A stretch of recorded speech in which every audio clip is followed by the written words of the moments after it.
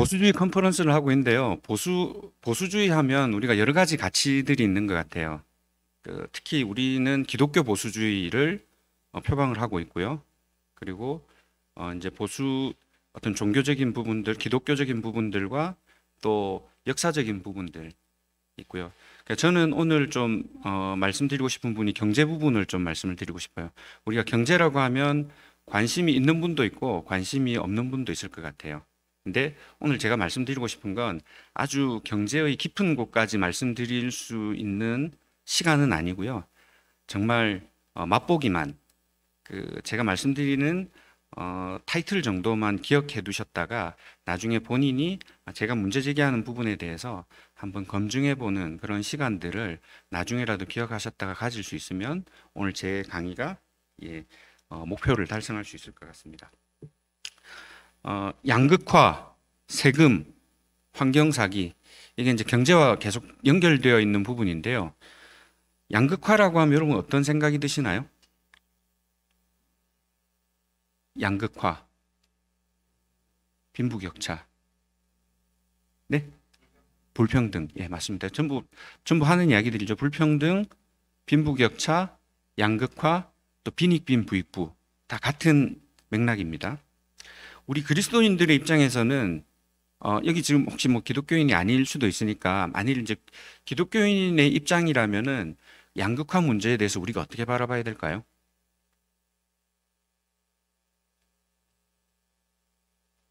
가난한 사람을 긍휼히 여기는 마음은 당연히 저희가 가져야 될 것 같습니다. 그렇지만 오늘 저희가 국가 시스템적으로 저희가 바라보는 것, 교회 내에서도 우리의 그런 마음들이 국가 시스템에서 어떻게 악용되는지를 제가 잠깐 좀 짚어보려고 합니다.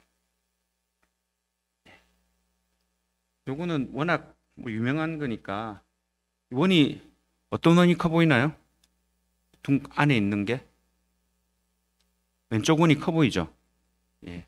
근데 같습니다. 이거 똑같아요. 이게 프레임입니다. 그래서 저는 이 바깥에 있는 프레임에 관심이 많습니다. 실제 본질은 똑같은데 달라 보이게 하죠. 우리가 정신 똑바로 차리고 있지 않으면 우리의 눈을 계속 프레임으로 본질이 아닌 곳으로 인도하게 됩니다.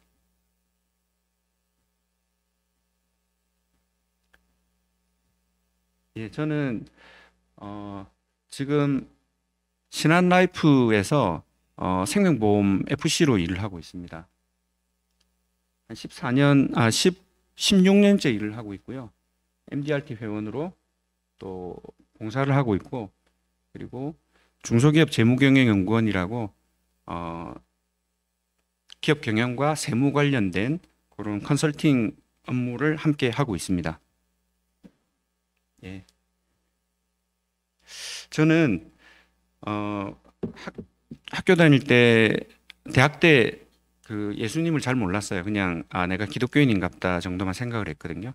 근데 그러니까 전 부산대학교 나왔는데 부산대학교 미리네골이라고 여기 늘 동문들이 모이는 장소가 있어요. 여기서 학교 강의실에 있는 시간보다 여기 있는 시간이 저는 훨씬 많았습니다. 여기 있으면 사람들이 제가 1학년 때 들어갔을 때 선배들이 저한테 가르쳐 준 게 있는데 두 가지가 네 인생에서 가장 중요하다. 첫 번째는 술, 두 번째는 인간관계. 그래서 저는 술과 인간관계를 굉장히 많이 열심히 노력했습니다. 수업 시간 들어가려고 하면 친구들이 야, 수업 들어가게? 그럼 맞지? 들어가면 안 되겠지? 하면서 이제 수업 째고. 근데 저는 막 여기 동문 자리를 지키고 있으면 친구들 하나씩 수업 막 갔다 오더라고요. 그래서 저만 계속 공부를 못했던 거죠. 그러니까 무식했던 것 같아요. 그냥 있는 그대로. 그리고 정말 인간관계가 제일 중요한 거라고 생각을 했어요. 저는 2002년도에 예수님을 만나면서 술을 끊었습니다.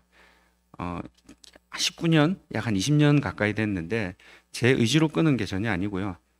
자연스럽게 예수님 교회 다니면서 인도 단기 선교를 준비하면서 월요일 날마다 교회를 가고 또 금요일은 제가 그때 살사를 배운다고 또 춤추러 가니까 좀 안 맞죠. 근데 자연스럽게 한 3개월 동안 술 먹을 기회가 없는 거예요.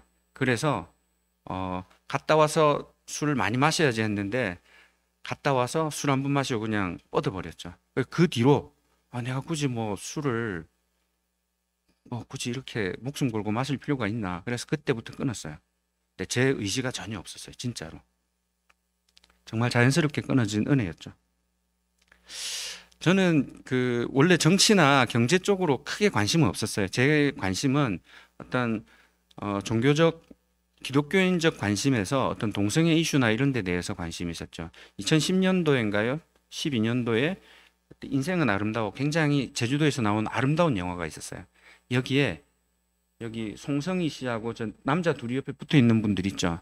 이게 그때 당시에 동성애 커플로 커밍아웃 하면서 그 가족들 안에서 갈등을 일으키고 그러면서 굉장히 사회적으로 문제가 됐었어요.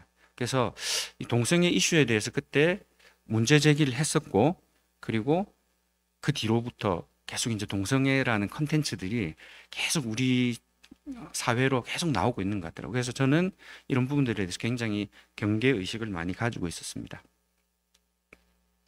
기획 의도는 가화만사성, 뭐 가족의 사랑 이런 게 기획 의도인데 많이 안타깝더라고요. 그러다가 제가 2005년인가 2006년도에 저는 이제 보험 설계사 일을 하고 있기 때문에 세금에 대해서 굉장히 관심이 많습니다. 보험 상품은, 연금 상품들은 비과세가 되거든요. 이자 소득에 대해서. 우리 은행에 넣으면 15.4% 이자가 나가는데 내가 번 돈에 대해서, 이자에 대해서. 보험은 이자 소득세가 없어요. 그래서 장기 동안 넣어놔도 소득세가 없으니까 내가 미래를 준비하는 데에 수익률이 좋단 말이죠. 그래서 세계적으로도 연금에 많이 이제 준비를 할 때 비과세라는 조건이 굉장히 큽니다. 근데 우리가 준비할 수 있는 거는 나중에도 말씀드리겠지만 국민연금의 경우에는 굉장히 좀 한계가 많습니다. 그래서 개인이 준비해야 되는데 국가가 나서서 개인연금에 대한 갈고리 족쇄를 채우더라고요. 그래서 저희가 그때부터 경제와 정치에 대해서 관심을 가지게 되었습니다. 그러면서 이제 탄핵의 이슈가 나왔었고요. 저는 그래서 제가 할 수 있는 일에 대해서 굉장히 좀 많이 찾아다녔고요. 그리고 저는 내가 하고 싶은 이야기, 아까 전에 프레임 봤잖아요. 그 프레임을 깰 수 있는 방법들에 대해서 연구를 많이 하고, 그래서 할 수 있는 게 영상 쪽으로 영상을 통해서 내 이야기들을 좀 많이 하고 싶다라고 해서 저는 영상을 지금 좀 많이 하고 있습니다. 제 본업 외에 시민단체나 아니면 여기에서 영상을 계속 좀 하고 있습니다. 요거는 그 배현진 씨 나왔던 느루라는 영화인데 청산도 가서 같이 찍었었는데 저는 이제 당시에 드론으로 참여를 했습니다. 이게 드론 장면인데 제가 찍은 장면입니다. 여러 드론으로 영화에 또 함께 좀 참여를 했습니다. 장마 이은택 씨 아시죠? 탈북자 시고 이분 영화에도 좀 했고요. 그 천안함 10주기 뮤직비디오에도 드론으로 했습니다. 네. 아까 제가 그 프레임에 대해서 말씀을 드렸었는데요. 이 1999년 뉴욕의 사진인데요. 이 사진이 많은 것을 의미합니다. 여기에는 말도 있고요. 그리고 자동차도 보이죠. 그죠? 전차도 보이고. 이때 당시에 말발굽을 만드는 사람들이 파업을 하고 그랬습니다. 왜냐하면 우리 일자리 없어진다고 그 차에 대해서, 차 들어오는 것에 대해서 굉장히 경계를 많이 했죠. 우리 일자리 없어진다고. 누구는 그렇게, 어떤 사람들은 내가 바라보는 것, 과거 그것만 바라보고 어떤 말발굽에 목숨 걸고 있는 동안 어떤 사람은 타이어를 준비를 했죠. 그런 사람들은, 자동차를 준비한 사람들은 사실 인생이 좀 바뀌었겠죠.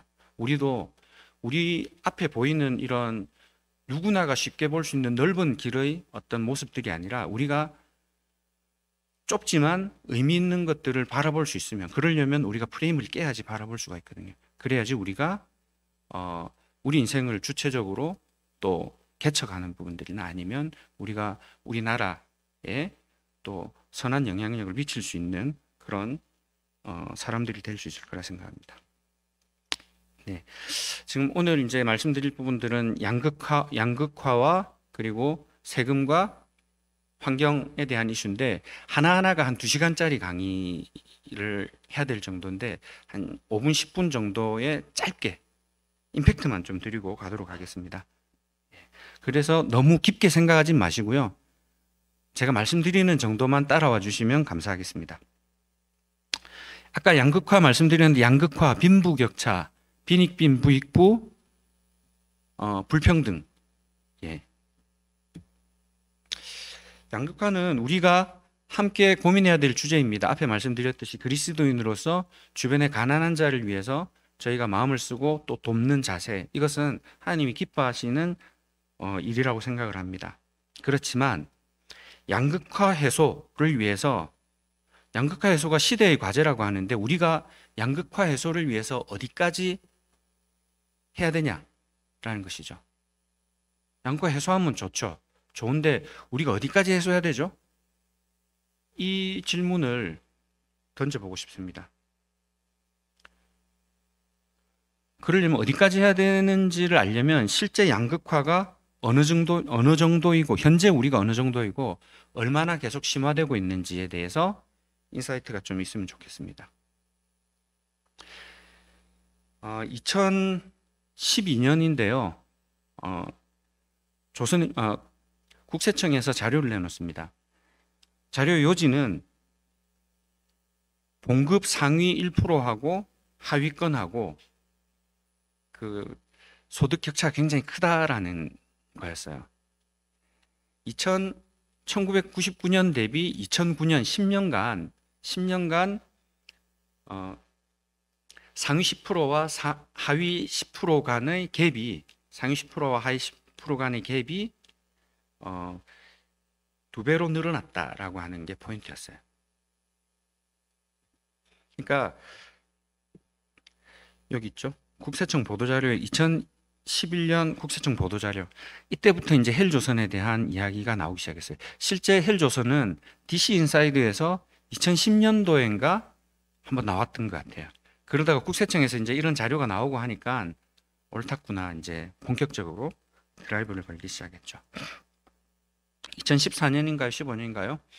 이제 장하성 교수가 왜 분노해야 하는가라는 책으로 젊은이들을 자극하기 시작했습니다.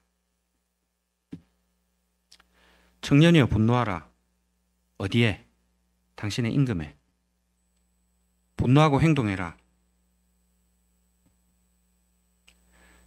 문제는 너가 열심히 안 해서가 아니라 네 월급이 시스템적으로 그렇게 돼 있어. 그게 문제야. 문제는 임금이고 임금 불평등이 해소되어야 경제적 불평등이 해결될 수 있다라는 드라이브를 겁니다.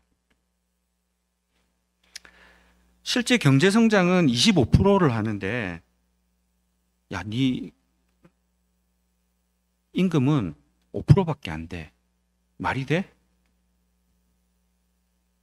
그래서 네 돈이 급여가 안 올라가는 것이 정말 경기가 안 좋아서 그런 것일까?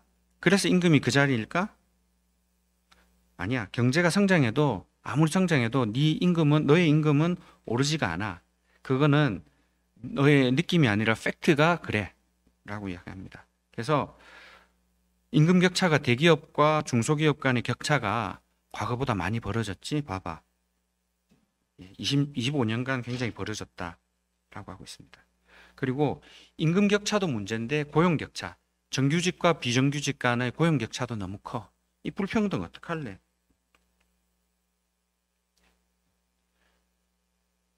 자, 임시직, 정규직, 비정규직. 네. 그래서 어떻게 해야 되나요? 뭐라고 하고 있을까요? 잘 들어. 너가 지금 임금이 안 오르고 너가 지금 힘든 거는 세상 탓이야. 그걸 깨달아야 해. 이게 포인트입니다.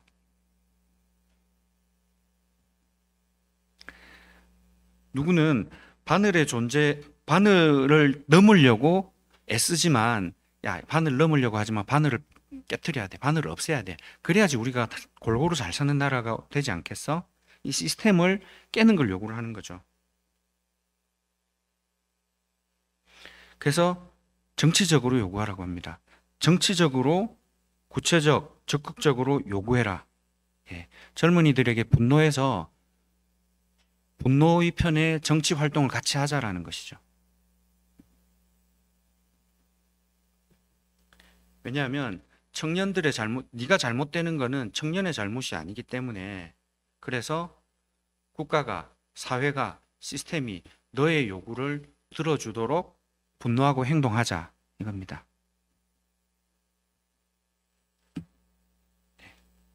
그래서 이제 지금까지 말씀드린 부분들은 불평등에 대한 조장, 그리고 우리의 사고를 자연스럽게 내가 열심히 하지 못해서 혹은 어떤 나의 잘못이 아니라 국가의 잘못으로 모든 것을 넘기고, 공을 넘기고 있는 것이죠.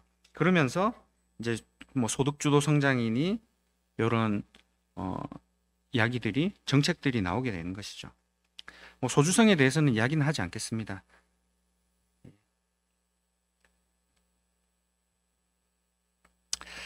자, 근데 아까 다시 돌아가서 어디서부터 문제가 있었다고 했나요?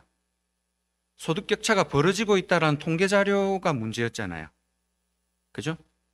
2009년부터 1999년부터 2009년 사이에 상위 10%와 하위 10% 간의 갭이 2배로 벌어졌다라는 것부터 시작을 한 거예요. 그때부터 본격적인 드라이브를 걸었단 말이죠. 근데 이 통계에 분명한 오류가 있습니다. 이 부분을 이해를 하셔야 돼요. 첫 번째는 시장이 변화했습니다. 옛날에는 우리 안에서, 우리 국내에서 제가 더 많이 벌면 똑같이 벌어가는데 우리 회사가 똑같이 벌어서 내가 20% 오르면 여러분들이 임금도 20% 올라야 되는 게 맞잖아요.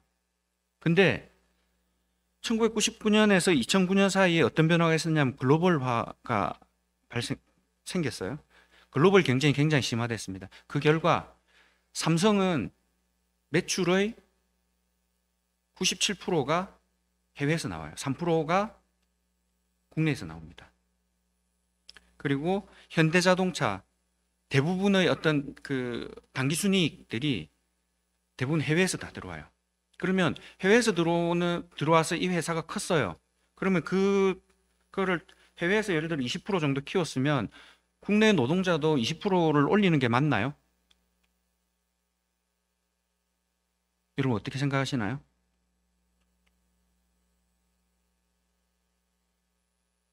회사가 컸으면 뭐 올려줄 수도 있지, 맞나요? 아닙니다. 왜냐하면 해외에서 생산해서 해외 노동자들이 일해서 거기서 다 해외에서 돈 다 벌어온 거죠. 거기서 다 분배가 일어나는 거죠. 그래서 이 글로벌 경쟁이 되었기 때문에 해외에서 벌어오는 걸 1대1로 올려서 볼 수가 없는 거예요. 현대자동차하고 삼성전자를 보시면 분명히 알 수가 있습니다. 그 차이를, 해외에서 얼마나 벌어 들어오는지. 두 번째는 가족 구성원의 변화가 생겼습니다. 여기서 아까 전에 상위 10%와 하위 10%에서 이야기하는 거는 개인 단위가 아니라 가족 단위거든요. 자, 김상종, 손영광, 최정훈이 한 가족이에요. 형제예요. 우리는 200씩을 벌고 있었어요. 1999년도에. 근데 우리가 가족이 분화했어요. 다 결혼하면서. 제 급여가 안 올랐다고 칩시다. 그러면 가족 평균은 1999년에는 한 가족에 600이었죠. 가족이 분화하면 어떻게 되나요?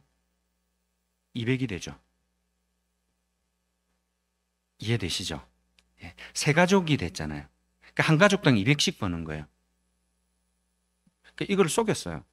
나중에 국세청에서 이 자료를 해명 보도자료를 냈는데도 조선일보에서 이 기사를 썼거든요. 쓰고 나서 그 뒤로 조국, 장하성 다니면서, 대학 다니면서 여러분들 분노해라, 분노 콘서트하고 그렇게 다녔어요. 그러면서 헬조선 드라이브 걸고. 마지막으로 이 차이가 나는 게 조세 범위가 변화가 생겼습니다. 1999년 이전에는 제가 대학 다닐 때는 아르바이트 하면 그냥 가외하든지 그냥 뭐 커피숍에서 일하더라도 그냥 그 봉투해 가지고 돈을 받았었거든요. 근데 1999년 이후로 IMF를 거치면서 우리가 경제를 타개하기 위해서 여러 가지 방법들을 썼지만 신용카드가 활성화됐거든요. 신용카드가 활성화되면 어떻게 되죠? 사업자들이 매출이 잡혀요. 그러니까 세금이 올라간단 말이야. 그러니까 내가 직원들한테 급여 주는 거를 현금으로 주면 내가 돈 쓴 거를 증명해낼 수가 없잖아요. 그래서 신고를 다 하게 돼요. 의무적으로 신고를 하는 거예요. 그래서 직원들에게 커피숍 알바한 직원들에게 옛날엔 100만 원씩 현금으로 주니까 그냥 아무 그게 없었는데 지금은 꼬박꼬박 신고를 하니까 조세 범위에 옛날에는 현금으로 받던 사람은 국세청에 있던 사람인가요? 없던 사람인가요? 없던 사람이 2009년도에는 나오기 시작한 거예요. 그런 사람들이 어떤 사람이냐면 아르바이트 그리고 경비 아저씨들 있죠. 경비 아저씨들 옛날에 다 봉투 이렇게 딱 써서 이렇게 드렸거든요. 할아버지들. 근데 그분들 다 신고 다 하죠. 신고 안 하면은 내 세금이 올라가는데. 그래서 없던 사람들이 생기게 된 거예요. 그러면 하위가 옛날에는 200만 원이던 사람 200만 원 정도가 신고하던 사람이라고 치면 이제는 100만 원, 50만 원 벌던 사람들이 대거 나오게 된 거예요. 그래서 쉽게 봅시다. 10에서 100까지 있어요. 10에서 100까지. 10을 버는 사람이 있고 100을 버는 사람이 이때는 차이가 얼마가 나나요? 10배가 차이가 나죠. 10에서 100은 그대로 있는데 조세 범위가 변화해서 5의 직업군이 생긴 거예요. 10에 있던 사람이 5로 내려간 게 아니라 원래 있었는데 드러나지 않았던 사람들이 나오게 된 거예요. 또 새로운 직업도 적게 버는 직업들도 계속 나오게 돼요. 그러면 그 5가 생김으로써 경기가 나빠진 건가요? 여러분들 처우가 나빠진 건가요? 그렇게 볼 수 없죠. 없던 사람들이 생겼지만 국세청으로 볼 때 없던 사람이 생긴 것일 거예요. 혹은 없던 직업군이 생기면 더 좋은 것일 수 있는 것이고. 그러면 5와 100 사이에는 결국은 5와 100 사이가 마지막 최상위와 최하위가 나오겠죠. 그럼 몇 배 차이가 나는 거죠? 20배 차이 나죠. 그러니까 2배의 격차가 그냥 생기는 거예요. 제가 이제 이해를 위해서 그렇게 말씀을 드린 부분들이고 실제로는 그 시장 변화한 거 그리고 가족 구성원 변화함에도 불구하고 우리의 임금, 개인적인 임금이나 이런 부분들은 지속해서 그게 발전해 왔어요. 그렇지만 글로벌에서 워낙 많이 버는 사람들이 많이 생기니까 상위 클래스들이 더 많이 생긴 것이죠. 그래서 이것은 통계적 오류다. 그래서 제가 말씀드린 거는 그냥 여러분들이 이해하는 수준 정도로만 그냥 개념적으로만 좀 이해하면 좋겠고 실제로 불평등을 나타내는 건 지니계수예요. 지니계수는 뭐 로렌츠 곡선이니 지니계수니 이런 게 있는데 핵심은 지금 핵심은 요 A의 공간이 커지면은 지니계수가 높아지는 거예요. 이렇게 되는데 어렵죠, 그죠? 자, 그냥 지니계수가 0과 1 사이에 존재한다 보시면 돼요. 0에 가까울수록 평등, 1에 가까울수록 불평등 이렇게 보시면 됩니다. 근데 0.4 이상이면 빈부격차가 높은 편이다라고 보고요. 그리고 0.7 이상이면 사회 문제가 혼란을 겪을 가능성이 크다 이렇게 나옵니다. 자, 0에서 1 사이 0.4, 0.7 요 정도를 이해를 좀 해주시면 좋겠습니다. 자, 보수 정권 때는 지니계수가 내려옵니다. 요거 2016년도 국가의 OECD 국가 지니계수인데요. 우리나라 중간 정도에 있죠. 중간 정도. 근데 우리나라보다 좋은 데가 여러 나라들이죠. 프랑스, 스위스, 네덜란드, 독일 쭉 있죠. 그죠? 근데 여기서 인구 2천만 명 넘어가는 나라는 독일밖에 없습니다. 그리고 프랑스는 우리나라하고 거의 비슷한 수준이고요. OECD 국가 중에 우리나라보다 그 지니계수가 낮은 좋은 나라가 없습니다. 대신 미국 같은 데는 보면 굉장히 높죠. 영국, 그리스, 스페인, 일본 우리나라가 진위 계수가 높지 않다. 즉 불평등이 심하지 않다라는 뜻입니다. 우리나라 헬조선이냐? 그렇지 않거든요. 인적 자본 지수라고 해서 월드뱅크에서 발표한 게 있는데 2018년도에 우리나라가 인적 자본 지수가 2위가 나왔어요. 100 몇 개 나라에서. 근데 이거 인적 자본 지수는 뭐냐면 지금 태어난 아이가 18세까지 받게 되는 인적 자본, 국가의 어떤 시스템적으로 교육적으로 혹은 의료적으로 받게 되는 혜택이 얼마나 되느냐를 인적 자본 지수라고 보면 돼. 18년간. 그게 전 세계적으로 2위다. 굉장히 좋은 나라입니다. 건강과 교육에 굉장히 투자하는 나라입니다. 싱가포르이 1위예요. 요거는 2019년 7월에 블룸버그에서 나온 건데 불평등이 실제 사람들을 미치게 하는 건 아니다. 그러니까 여러분들이 힘들게 하는 거는 실제 불평등이 하는 게 아니라 다른 게 있다는 겁니다. 보시면 진위 계수가 파란색, 진위 계수가 올라갈 때 우리의 불평은 오히려 내려가고 있죠. 진위 계수와 사실은 상관없이 간다는 거예요. 그러니까 우리 팩트와 상관없이 다른 것들이 우리를 드라이브 한다 이렇게 보시면 돼요. 우리 상대적 빈곤이 없는 건 아닙니다. 상대적 빈곤율은 독거, 노인층에 제일 많습니다. 우리가 관심을 굉장히 가져야 되는 대상입니다. 이 정도로 하겠습니다. 가족 구성원 수가 적으면 상대적 빈곤율이 높아집니다. 자, 결론.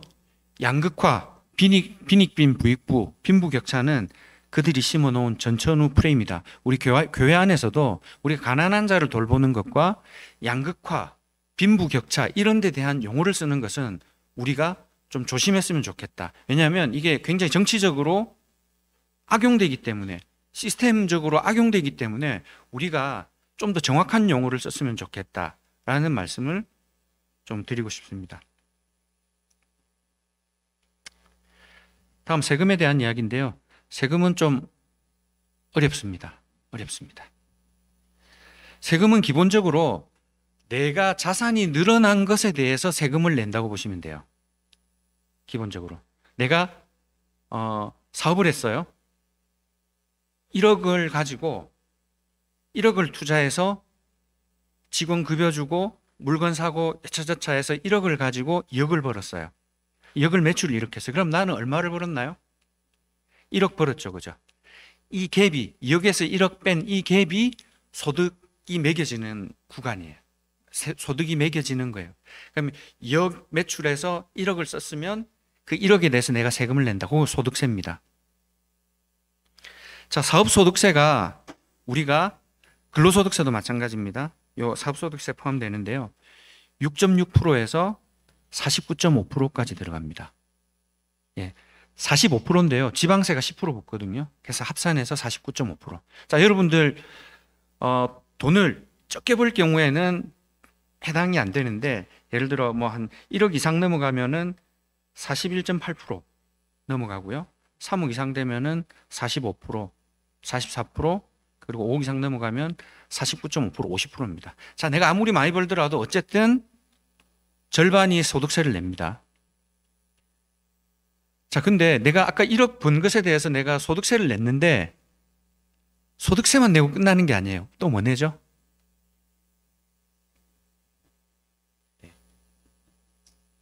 건강보험료가 6.86%하고 건강보험료에 장기요양보험료가 들어가거든요. 그러니까 장기요양보험료와 건강보험료 11.52%예요. 합치면 7.65%를 건강보험료를 냅니다. 건강보험료 내요. 이게 다 동일하게 냅니다. 그 다음 또 뭐 낼까요? 번 것에 대해서 국민연금 내요. 국민연금 9%. 자, 내가 1억 벌면 내가 번 돈에 대해서 합산하면 66.15%. 자, 내가 번 것의 3분의 1을 세금과 준조세, 즉 건강보험료와 국민연금으로 내는 거예요. 여러분들 내가 지금 열심히 돈 벌어서 3분의 1을 내려고 하면 여러분들 사업하겠습니까?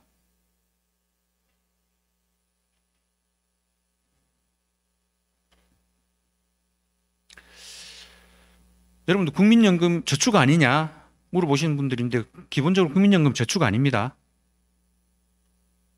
국민연금 내가 넣어놓은 걸 받아가는 게 아니라 내가 지금 낸 거를 저 사람이 가져가요.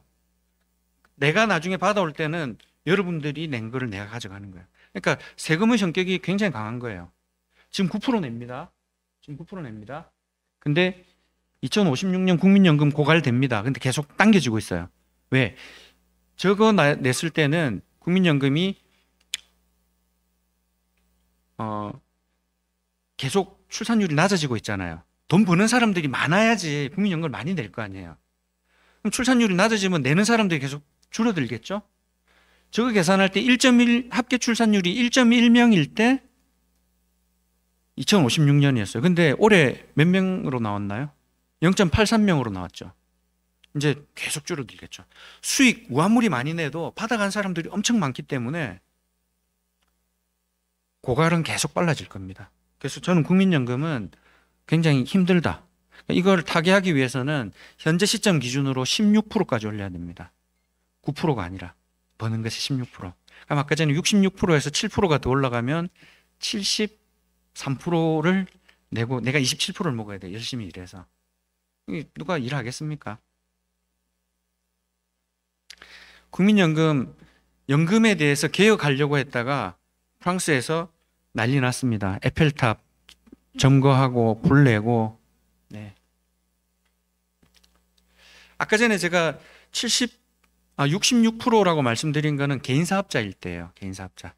여러분들 법인 사업자하고 개인 사업자하고 혹시 차이 아시나요?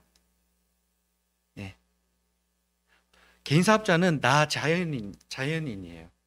법인 사업자는 나 아닌 새로운 인격체가 있는 거예요. 이 법인에서 돈을 벌잖아요. 그죠? 그럼 이 법인, 너가 새로운 인격체니까 세금을 내. 그게 법인세예요. 근데 이 법인의 주인이 누구일까요? 주주들이 주인이거든요. 개인이에요. 결국은 법인에 있는 돈을, 개인이 돈을 벌기 위해서는 법인세를 내고 또 여기 거를 배당을 받아와야 되는데 배당으로 받으면 앞에 말씀드린 세금하고 똑같아져요. 그래서 주식 배당하면 소득세로 귀결된다. 법인세 내고 주식 배당할 때 소득세가 또 나온다. 상속세는 우리나라 50%입니다. 근데 기업으로 대주주가 상속할 때는 20%가 할증이 돼요. 20% 할증되니까 50%에 20%니까 60%죠. 60%.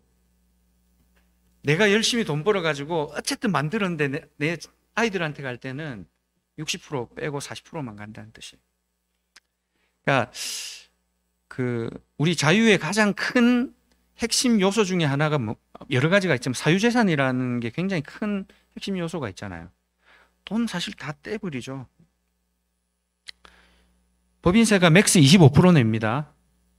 법인이. 그럼 개인으로 가져오면 자산 이전이 개인으로 가져오면 배당으로 가져옵니다. 75%에서 66.15%. 저거 75 곱하기 66.15%면 49%를 개인 소득세를 또 내요. 그러면 남은 돈은 25%가 남습니다. 이거를 상속을 하게 되면 60%, 25%에서 60% 떼니까 15%를 빼죠. 그래서 결국 10%가 남습니다. 그래서 법인으로 열심히 일해서 자녀한테 갈 때는 10% 남겨주는 겁니다. 이외에 세금 많습니다.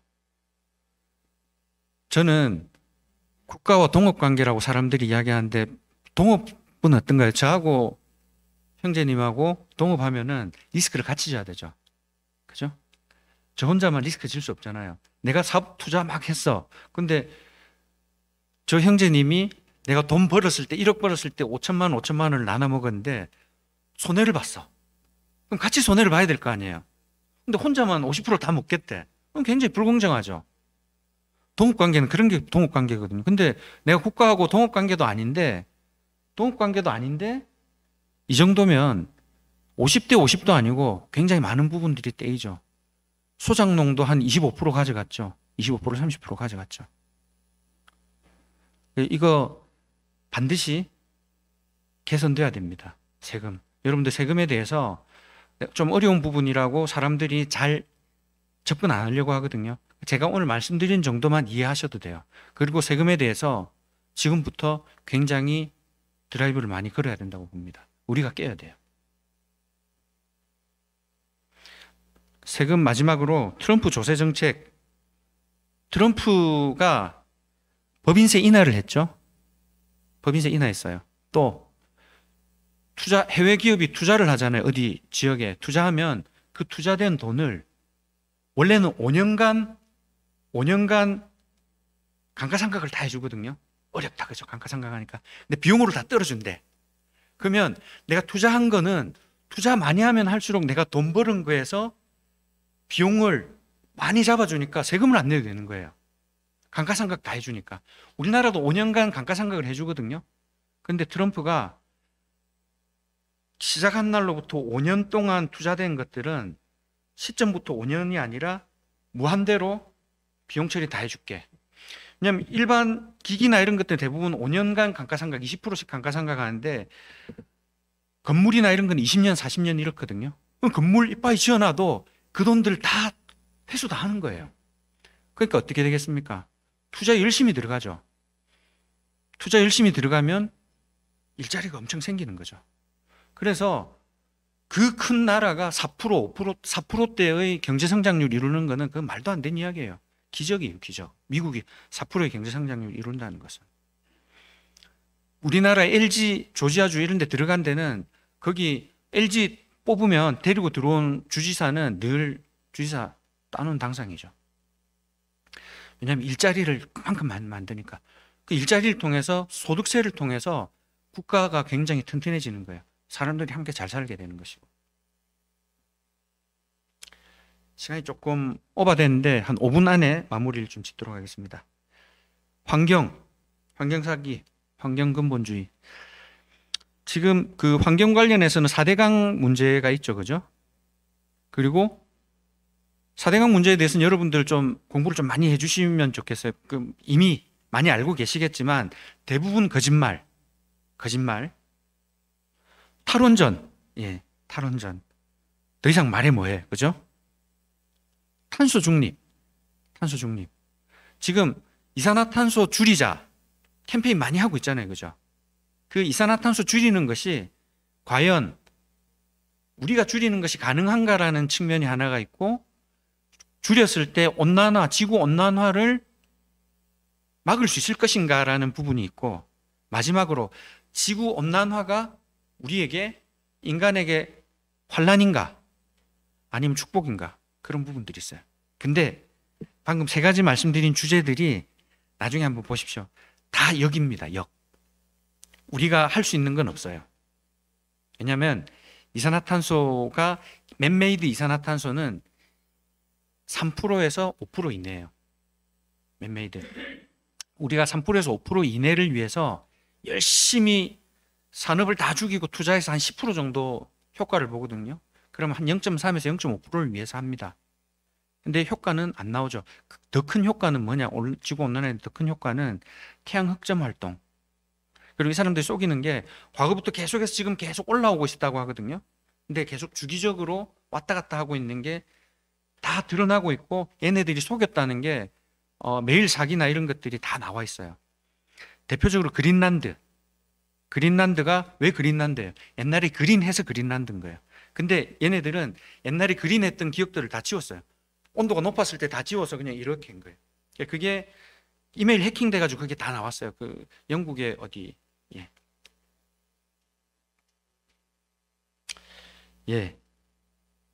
4대강, 트루스 포럼에도 좋은 강연이 있고요. 그리고 박석순 교수님, 제가 공부 굉장히 많이 하고 있습니다. 여기 구르는 돌에 이끼 끼지 않는다. 고인물이 썩는다. 그죠? 이게 우리 인식인데 그렇지 않습니다. 물이 깊을수록, 고여 있을수록 정화가 잘 돼요. 이게 과학입니다. 몰랐죠? 물의 깊이의 제곱에 반비례해서 정화력이 높아져요. 제곱에 비례해서 정화력이 높아져요. 깊이가 깊을수록 정화력이 높아진다. 탈원전 이번에 지금 이제 더위가 많이 꺾였는데 한참 더울 때 좀 돌렸더니 저희 터져버렸더라고요.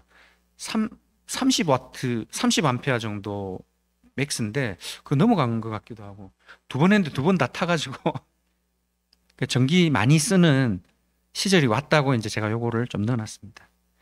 이제 더위가 끊겼네요. 제가 발표할 때가 되니까. 예, 탈원전. 네. 제가 오늘 말씀드리려고 한 거는 플라스틱 규제에 대해서 말씀을 드리려고 했어요. 앞에 굉장히 중요한 말씀들은 하나하나 한번 좀 공부해 보시면 좋겠고요. 플라스틱에 대해서는 저도 사실은 답을 못 찾았거든요. 우리 스타벅스 가면 종이로 주잖아요. 종이 빨대 주잖아요. 우리가 환경을 위해서 희생한다라고 생각을 했죠. 근데 중요한 건 덜 사용하는 거는 의미가 있습니다. 의미 없는 건 아니에요. 근데 우리가 덜 사용하기 위해서 다른 활동을 하는 것 때문에 다른 형태의 환경오염으로 다시 돌아온다는 것을 간과하면 안 돼요. 플라스틱은 문제만 있나요? 자, 우리가 어떤 걸 보든지 문제가 있다라고 이야기를 할 때는 양면성이 있는 걸 간과해서는 안 돼요. 우리가 자동차 문제가 있죠. 사고 나면 죽죠. 우리 그러면 자동차 다 없애야 되나요? 그 손해보다 자동차로 인해서 우리가 얻는 이익이 더 크죠. 내가 심각하게 다쳤을 때 자동차가 나를 실어서 병원까지 급하게 제 생명 살리잖아요. 그죠? 이런 문명의 이익이 훨씬 큰 겁니다. 플라스틱도 마찬가지죠. 또 경제 활성화 때문에 살려지는 것들이 더 크죠. 경제 활성화로 인해서 문명이 발달하고 의료기술이 발달하고 살리는 게 더 큽니다. 플라스틱도 마찬가지예요. 위생, 영양이 훨씬 좋아졌죠. 종이 들고 다닐 수 있나요? 우리가 유리에 담아가지고 늘 들고 다닐 수 있나요? 무거운데 쇠 들고 다닐 수 있나요? 편리함, 경제성 등등을 같이 따져봐야 되는 것들이에요. 환경론자들은 늘 공포기제로 나쁜 것만 이야기해요. 죽이는 이야기만 하죠. 플라스틱이죠. 살리는 이야기는 안 하고. 실제로 문명화는 부를 늘리는 숫자가 훨씬 더 큽니다. 교육이나 우리 취업을 통해서 내가 경제활동을 하고 돈을 벌 수 있게 하고요. 그죠? 또 의료를 발전시키고요. 원전도 마찬가지겠죠. 싼 에너지가 들어가서 살리는 사람이 훨씬 많습니다. 그 리스크보다. 세상에 코스트 없이 좋기만 한 건 없습니다. 자, 실제 그러면 플라스틱은 지금 우리가 문제 해결을 하고 있는 것인가를 봐야 돼요. 근데 대양의 플라스틱 오염 이야기하잖아요. 근데 실제 오염의 50%가 배에서 나와요. 수산업에서 나옵니다. 배. 전부 배 거물이에요. 50%. 그리고 해양 쓰레기의 90%가 인도, 중국 등 쓰레기 처리가 안 되는 데서 나와요. 그 나머지 10%를 위해서 미국과 한국 이런 데서 열심히 종이 빨대하고 하는데, 그러면 그 10%가 50%, 10%니까 5%를 위해서 열심히 해서 거기서 또 10%를 줄이면 0.5%를 위해서 우리가 열심히 하는 겁니다. 대신에 우리가 굉장히 많은 역방향의 환경오염을 막고 있겠죠. 여러분들 재활용 종이 어떤가요? 종이 같은 경우에는 종이 쓰면은 플라스틱 안 쓰고 종이 쓰면 재활용하고 좋잖아요. 재활용 종이 좋죠. 근데 이게 좀 어리석은 생각일 수 있습니다. 종이를 많이 쓰면 여러분들 전 세계 숲이 줄어드나요? 종이 많이 쓰면 숲은 계속 유지됩니다. 왜냐하면 핀란드 이런 데서는 벌목하는 만큼 계속 심거든요. 계속 심어요. 그래서 산림은 더 울창해져 가요. 또 하나, 안 자르고 그대로 두는 게 환경에 좋은 걸까요? 그러면은